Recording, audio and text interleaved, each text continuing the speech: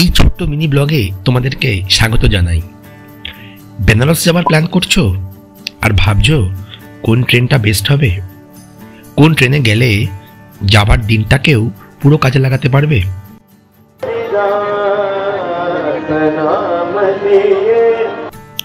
ও আবার পাশাপাশি এটাও ভাবছো যে কোন ট্রেনে কলকাতা ব্যাক করলে সেম সুবিধাগুলো পাবে।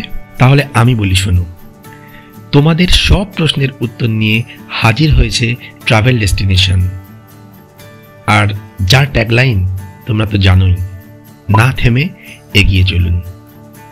তাই তোমরাও থেমো না, আর দেখে নাও বেনারস ট্রিপের বেস্ট ট্রেনগুলির নাম। আর অবশ্যই কমেন্টে জানিও লিস্টের মধ্যে তোমার মতে বেস্ট ট্রেন কোনটি।